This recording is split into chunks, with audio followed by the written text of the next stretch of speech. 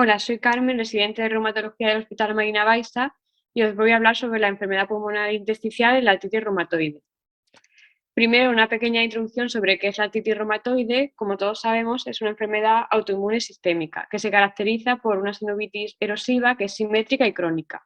Afecta sobre todo a mujeres en torno a los 40-60 años y tiene una gran variedad de manifestaciones no articulares, como afectación pulmonar, cardíaca, cutánea y neurológica, siendo el pulmón y la pleura los sitios más afectados extraarticularmente. Esta es una tabla sobre las manifestaciones extraarticulares. Como podemos ver, en el corazón está la pericarditis, la miocarditis. En el pulmón, que es lo que nos interesa, está la enfermedad intersticial, la pleuritis. Por ejemplo, en la piel también encontramos nódulos reumatoides, vasculitis. En el riñón encontramos amiloidosis secundaria. Y ya lo que nos interesa, las manifestaciones pleuropulmonares, aquí está la enfermedad intersticial, con diferentes tipos de afectación, que luego hablaremos más adelante. También tiene afectación de la vía aérea, como puede ser la bronquiolitis, la bronquiectasis, también puede aparecer nódulos reumatoides. Afectación pleural en forma de pleuritis, neumotórax, empiema. También tiene afectación vascular, con hipertensión pulmonar, por ejemplo. Está el síndrome de Kaplan y también afectación por fármacos. Decir que de las manifestaciones pleuropulmonares es difícil estimar su prevalencia, debido a varias razones, como puede ser que la población de los pacientes estudiados ha sido muy heterogénea. Además, también a la variabilidad de las pruebas utilizadas para detectar la enfermedad, que tenemos pues, la función pulmonar, la radiografía de tórax y el TACAR. Y una tercera razón sería la naturaleza subclínica de la enfermedad, que muchas veces es muy difícil detectarla en los pacientes. Como hemos dicho, la enfermedad intersticial y la pleural son las más comunes, pero es la intersticial, la bronquiolitis obliterante y las reacciones a los medicamentos y las infecciones la que tiene mayor impacto sobre la supervivencia del paciente. Y ya entrando en la enfermedad pulmonar intersticial, pues es la más frecuente articularmente de la artritis reumatoide, tiene una prevalencia de un 10% y un 50% según los estudios, y las manifestaciones clínicas de esta enfermedad son muy parecidas a las de las neumonías intersticiales idiopáticas. Presenta diferentes patrones, siendo la más frecuente la neumonía intersticial usual, la NIU.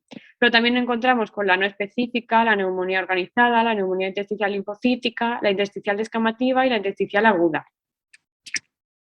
Como factores de riesgo de esta enfermedad, pues encontramos edad avanzada, es más frecuente en varones, en fumadores, también es más frecuente en pacientes que presentan una elevada actividad de la enfermedad y tienen positivo el factor reumatoide y los anti-CCP. Además, fumar, aparte de asociarse a un factor de riesgo de desarrollar una enfermedad intersticial, también tiene mayor riesgo de desarrollar la artritis reumatoide. Sobre la clínica de esta enfermedad, bueno, pues es más grave en hombres y también más frecuente.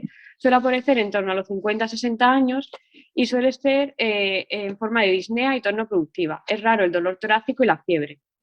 Normalmente la afectación pulmonar es posterior a los síntomas articulares y suele aparecer en pacientes que ya tienen una enfermedad erosiva en las articulaciones. Además, cuando hay síntomas, suele haber ya afectación en forma de fibrosis en los pulmones. En la exploración se suelen encontrar crepitantes bivasales y la hipertensión y la insuficiencia respiratoria suelen ser complicaciones tardías. Además, en más del 70% nos podemos encontrar acropaquias. Sobre el cribado, ¿a quién debemos realizar el cribado de esta enfermedad intersticial? Pues hay tres pacientes a los que deberíamos valorar hacer el cribado.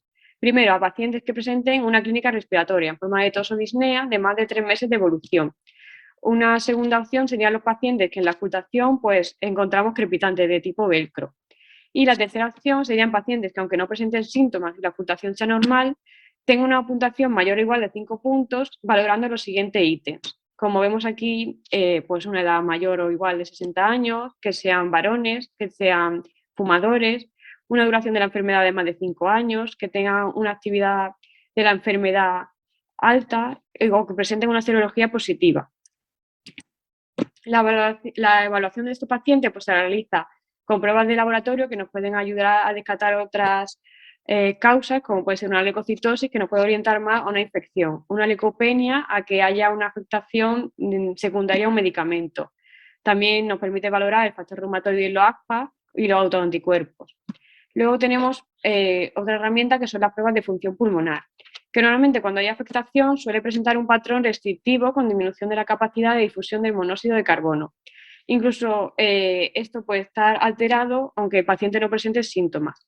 Estas pruebas funcionales pues, tienen alta sensibilidad no solo para detectar la presencia de la enfermedad, sino también para determinar la extensión de la enfermedad y luego nos será útil para evaluar también la respuesta al tratamiento.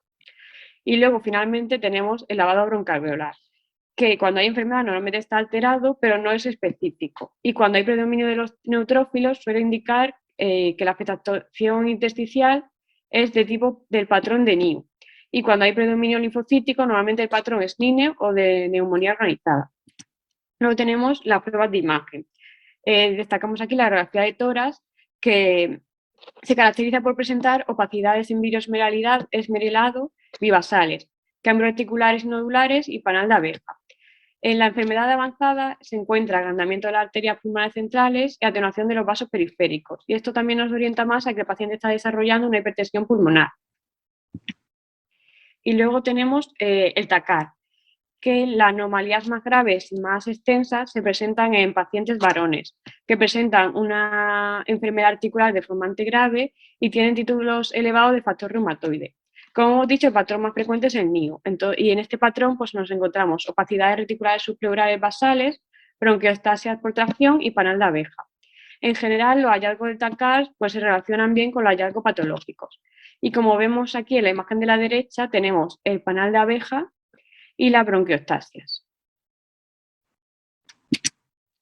Luego, ¿cómo deberíamos realizar el cribado a estos pacientes que hemos dicho que debemos evaluar? Para los pacientes que presentan clínica respiratoria en forma de tos o disnea, se recomienda realizar una radiografía de tórax y las pruebas funcionales. Y según los resultados, ya pues, se valora realizar un TACAR. En cambio, a los pacientes que presentan una auscultación anormal, se recomienda realizar directamente un TACAR. Y la tercera opción, que eran los pacientes que no presentaban ni clínica respiratoria y una auscultación normal, si tienen una puntuación de 5 a 6, primero se empezaría realizando una radiografía y pruebas funcionales.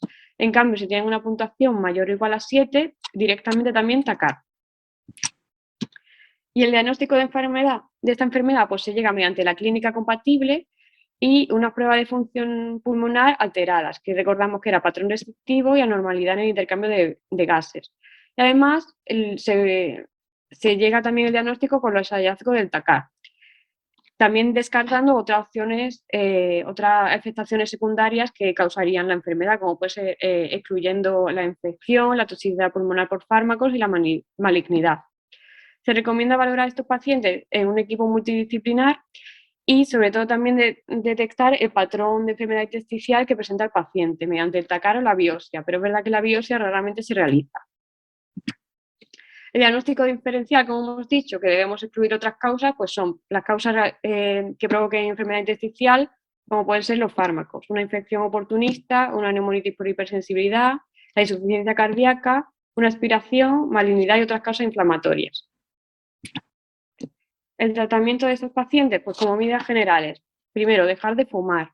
Luego, se recomienda realizar una vacunación anual contra la influenza y la neumonía para disminuir así el riesgo de infección pulmonar y prevenir la osteoporosis.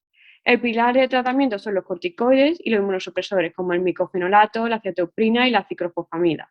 Se ha visto que estos tratamientos tienen más efectos beneficiosos en pacientes jóvenes, en patrones histológicos diferentes al NIU y en pacientes que presentan empeoramiento de los síntomas de las pruebas funcionales o empeoramiento de patrón TACAR durante los 3 o 6 meses primeros al diagnóstico.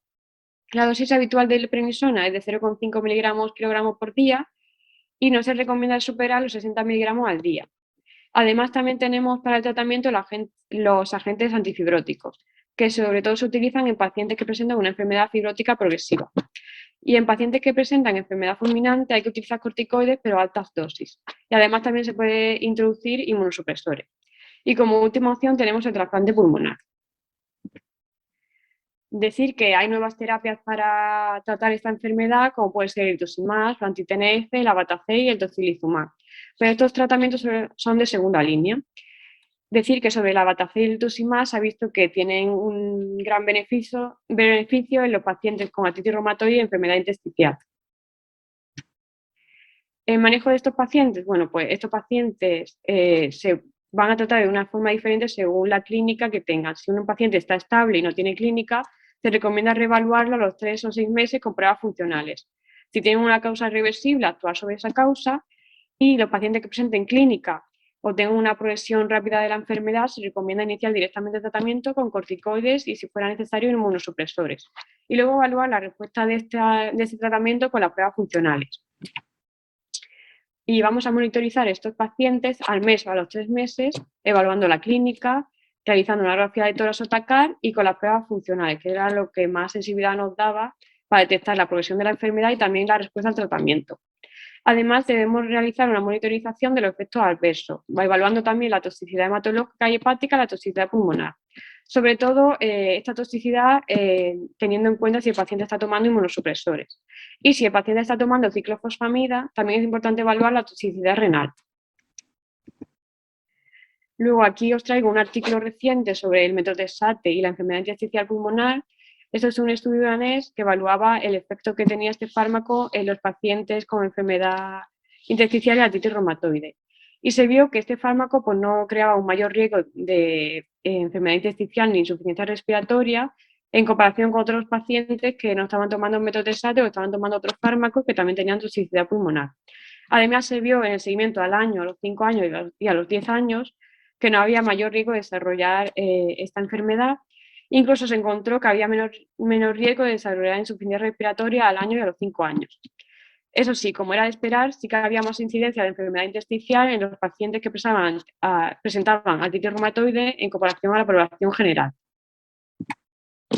Por lo tanto, como resumen, la enfermedad intersticial se presenta en los pacientes con artritis reumatoide en un porcentaje de un 10-50%.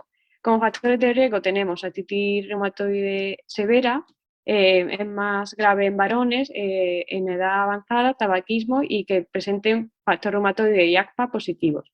Los síntomas son normalmente disnea y torno productiva. Las pruebas funcionales son muy importantes determinarlas en los pacientes, ya que nos van a determinar la gravedad y la progresión de la insuficiencia respiratoria.